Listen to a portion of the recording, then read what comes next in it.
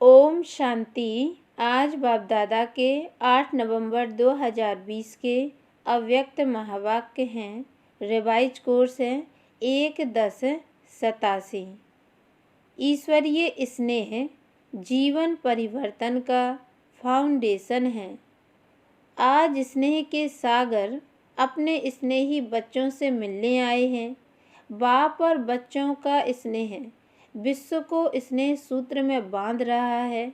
जब स्नेह के सागर और स्नेह संपन्न नदियों का मेल होता है तो स्नेह भरी नदी भी बाप समान मास्टर स्नेह का सागर बन जाती है। इसलिए विश्व की आत्माएं स्नेह के अनुभव से स्वतः ही समीप आती जा रही हैं। पवित्र प्यार व ईश्वरीय परिवार के प्यार से कितने भी अनजान आत्माएं हो, बहुत समय से परिवार के प्यार से वंचित पत्थर समान बनने वाली आत्मा हो, लेकिन ऐसे पत्थर समान आत्माएं भी ईश्वरीय परिवार के स्नेह से पिघल पानी बन जाती हैं। यह है ईश्वरीय परिवार के प्यार की कमाल। कितना भी स्वयं को किनारे करें, लेकिन ईश्वरीय प्यार चुंबक के समान स्वतः ही समीप ले आता है। इसको कहते हैं ईश्वरीय स्नेह का प्रत्यक्ष फल। कितना भी कोई स्वयं को अलग रास्ते वाले माने, लेकिन ईश्वरीय स्नेह सहयोगी बनाए, आपस में एक हो, आगे बढ़ने के सूत्र में बांध देता है। ऐसा अनुभव किया ना? स्नेह पहले सहयोगी बनाता है, सहयोगी बनाते बनाते स्वतः ही समय पर सर्व को सहज योगी भी बना देता है। सहयोगी बनने की निशानी है। आज सहयोगी हैं, कल सहज योगी बन जाएंगे। ईश्वरीय स्नेह परिवर्तन का फाउंडेशन न्यू है अथवा जीवन परिवर्तन का बीज रूप है। जिन आत्माओं में ईश्वरीय स्नेह की अनुभूति का बीज पड़ जाता है तो यह बीज सहयोगी बनने का वृक्ष स्वतः ही पैदा करता रहेगा और समय पर सहज योगी बनने का फल दिखाई देगा। क्योंकि परिवर्तन का बीज फल जरूर दिखाता है, सिर्फ कोई फल जल्दी निकलता है, कोई फल समय पर निकलता है। चारों ओर देखो, आप सभी मास्टर स्नेह के सागर विश्व सेवाधारी बच्चे क्या कार्य कर रहे हो। विश्व में ईश्वरीय परिवार के स्नेह का बीज बो रहे हो। जहाँ भी जाते हो, चाहे कोई नास्तिक हो व आस्तिक हो, बाप को ना भी जानते हो ना भी मानते हो, लेकिन इतना अवश्य अनुभव करते हैं कि ऐसा ईश्वरीय परिवार का प्यार जो आप शिववंशी ब्रह्मा कुमारियों से मिलता है, यह कहीं भी नहीं मिलता। और यह भी मानते हैं कि यह स्नेह व प्यार साधारण नहीं है, यह अलौकिक प्यार है, वह ईश्वरीय स्नेह है। तो इनडायरेक्ट नास्तिक से आस्तिक हो गया ना। ईश्वरीय प्यार है तो वह कहाँ से आया? किरणें सूर्य को स्वतः ही सिद्ध करती हैं। ईश्वरीय प्यार अलौकिक स्नेह, निस्वार्थ स्नेह स्वतः ही दाता बाप को सिद्ध करता ही है। इनडायरेक्ट ईश्वरीय स्नेह के प्यार द्वारा स्नेह के सागर बाप से संबंध जुट जाता है, लेकिन जानते नहीं है क्योंकि बीज पहले गुप्त रहता है, वृक्ष स्पष्ट दिखाई देता है। तो ईश्वरीय स्नेह का बीज सर्व को सहयोगी सो सहज योगी प्रत्यक्ष रूप में समय प्रमाण प्रत्यक्ष कर रहा है और करता रहेगा। तो सभी ने ईश्वरीय स्नेह के बीज डालने की सेवा की, सहयोगी बनाने की शुभ भावना और शुभ कामना के विशेष 2 पत्ते भी प्रत्यक्ष देखे। अब यह तना वृद्धि को प्राप्त करते प्रत्यक्ष फल दिखाएगा। बाप दादा सर्व बच्चों के वैरायटी भिन्न भिन्न प्रकार की सेवा को देख हर्षित होते हैं। चाहे भाषण करने वाले बच्चे, चाहे स्थूल सेवा करने वाले बच्चे, सर्व के सहयोग की सेवा से सफलता का फल प्राप्त होता है। चाहे पहरा देने वाले हों, चाहे बर्तन संभालने वाले हों, लेकिन जैसे 5 अंगुलियों के सहयोग से कितना भी श्रेष्ठ कार्य, बड़ा कार्य सहज हो जाता है, ऐसे हर एक ब्राह्मण बच्चों के सहयोग से जितना सोचा था कि ऐसा होगा, उस सोचने से 1000 गुना ज़्यादा सहज कार्य हो गया। यह किसकी कमाल है? सभी की।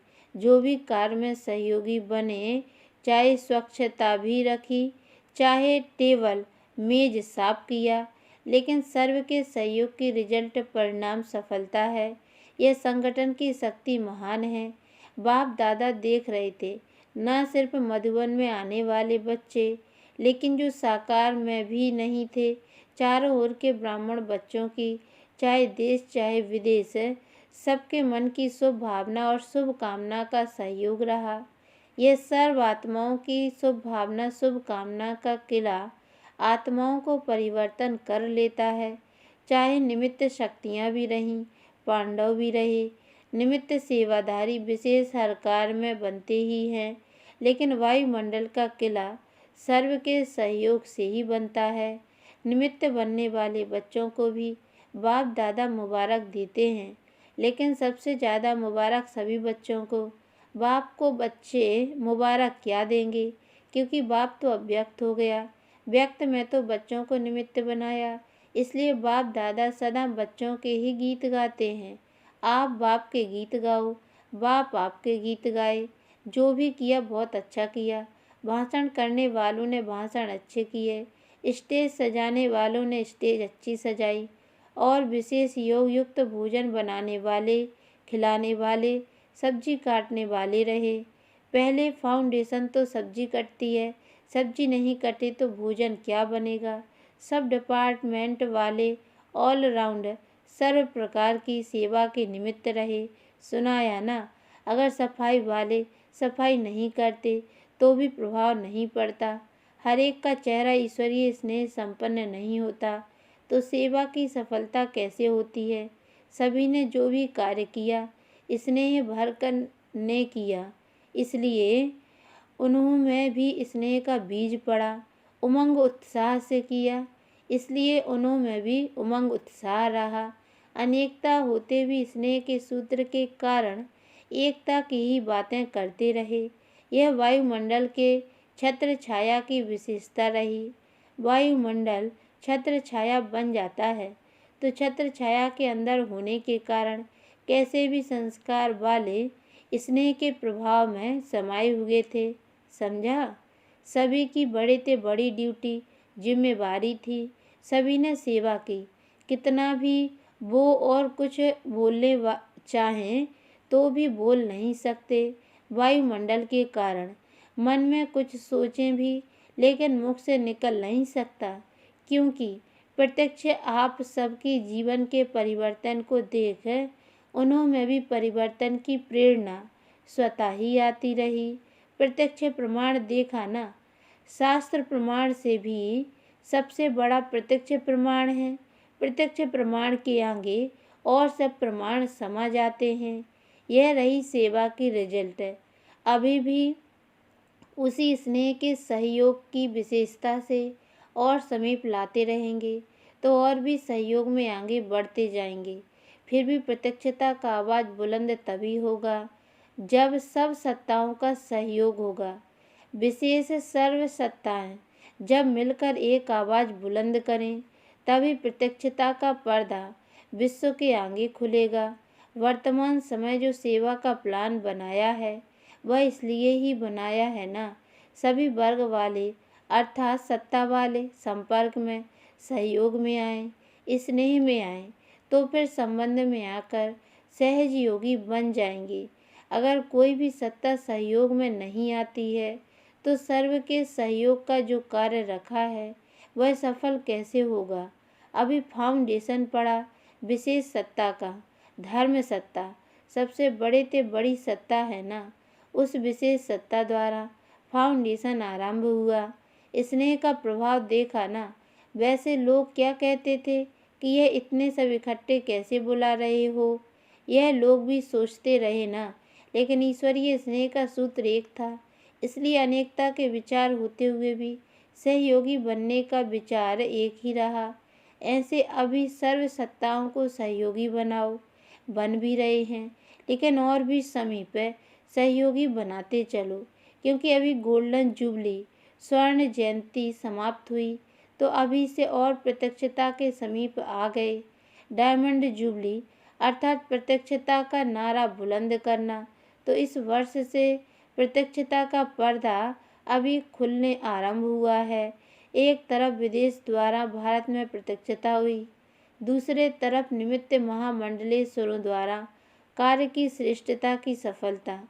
विदेश में UN वाले निमित्त बने, वे भी विशेष नामी ग्रामी, और भारत में भी नामी ग्रामी धर्म सत्ता है, तो धर्म सत्ता वालों द्वारा धर्म आत्माओं की प्रत्यक्षता हो।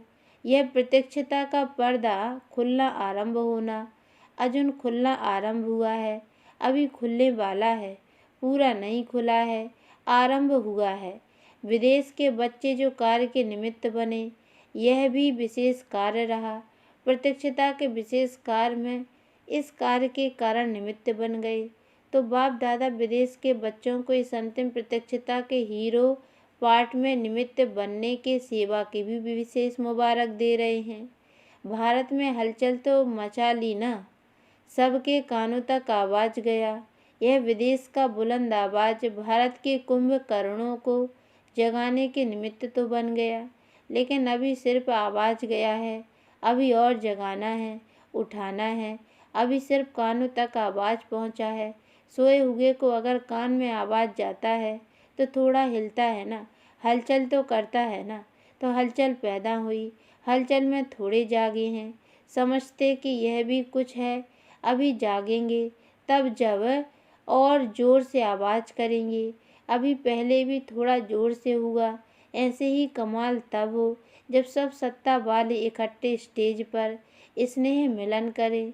सब सत्ता की आत्माओं द्वारा ईश्वरीय कार्य की प्रत्यक्षता आरंभ हो, तब प्रत्यक्षता का पर्दा पूरा खुलेगा। इसलिए अभी जो प्रोग्राम बना रहे हो, उसमें यह लक्ष्य रखना कि सब सत्ताओं का स्नेह मिलन हो।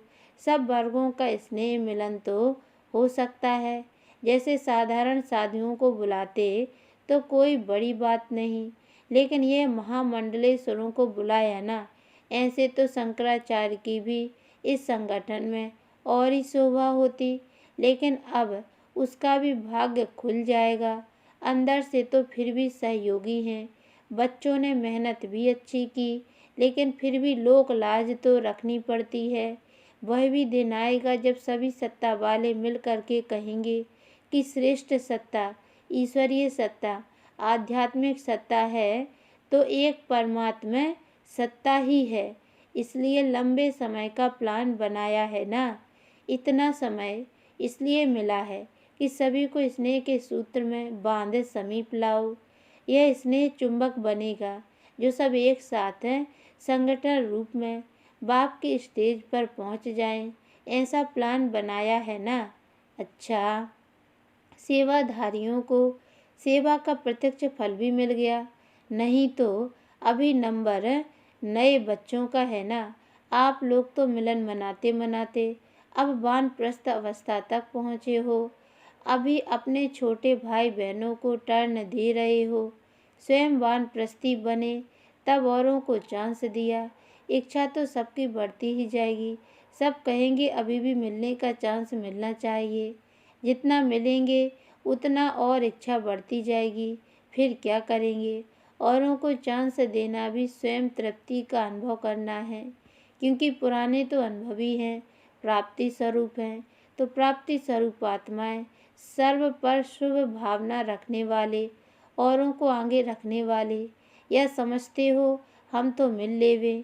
इसमें भी निस्वार्थी बनना है। समझदार हो, आदि मध्य अंत को समझने वाले हो, समय को भी समझते हो, प्रकृति के प्रभाव को भी समझते हो, पाठ को भी समझते हो। बाप दादा भी सदा ही बच्चों से मिलना चाहते हैं। अगर बच्चे मिलना चाहते हैं तो पहले बाप चाहता है, तब बच्चे भी चाहते। लेकिन बाप को भी समय को, प्रकृति को देखना तो पड़ता है ना। जब इस दुनिया में आते हैं तो दुनिया की सब बातों को देखना पड़ता है। जब इनसे दूर अव्यक्त वतन में है तो वहाँ तो पानी की, समय की, रहने आदि की प्रॉब्लम समस्या ही नहीं। गुजरात वाले समीप रहते हैं तो इसका भी फल मिला है ना। यह भी गुजरात वालों की विशेषता है।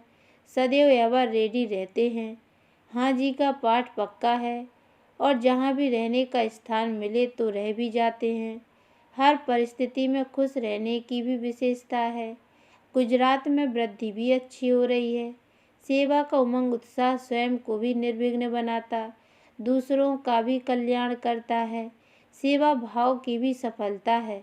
सेवा भाव में अगर अहम भाव आ गया तो उसको सेवा भाव नहीं कहेंगे। सेवा भाव सफलता दिलाता है। अहम भाव अगर मिक्स होता है तो मेहनत भी ज़्यादा, समय भी ज़्यादा, फिर भी स्वयं की संतुष्टि नहीं होती।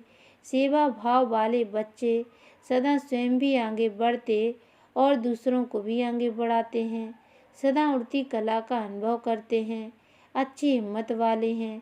जहाँ हिम्मत है वहाँ बाप दादा भी हर समय कार्य में मददगार हैं। महारथी तो है ही महादानी। जो भी महारथी सेवा के प्रति आए हैं, महादानी वरदानी होना, औरों को चांस देना, यह भी महादान वरदान है। जैसा समय वैसा पाठ बजाने में भी सब सिक्की लदे बच्चे सदा ही सहयोगी रहे हैं और रहेंगे। इच्छा तो होगी क्योंकि यह शुभ इच्छा है, लेकिन इसको समाने भी जानते हैं, इसलिए सभी सदा संतुष्ट हैं।